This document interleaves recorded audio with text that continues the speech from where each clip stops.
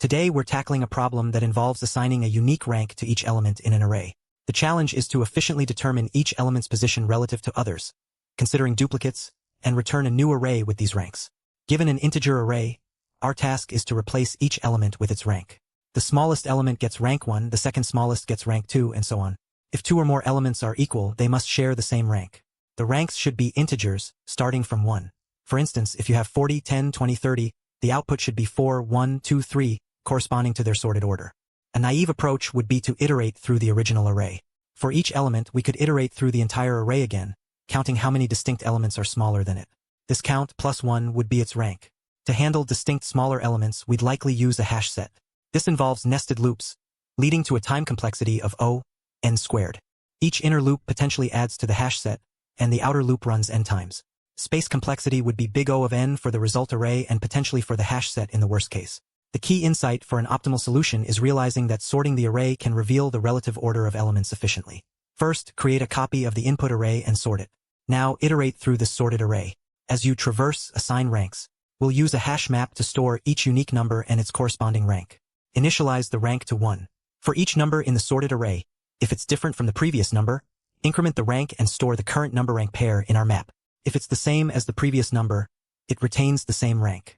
After populating this map, iterate through the original unsorted array. For each element, look up its rank in our precomputed map and place it into the result array. Let's trace this with our example: 40, 10, 20, 30. First, we clone and sort the array, getting 10, 20, 30, 40. We declare a rank map. The first element, 10, gets rank 1. Our map now has 10 mapped to 1. Moving to 20, it's different from 10, so we increment rank to 2. 20 maps to 2.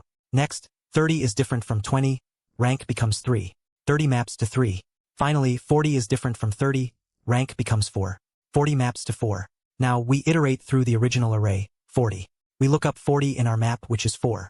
10 maps to 1. 20 maps to 2. And 30 maps to 3.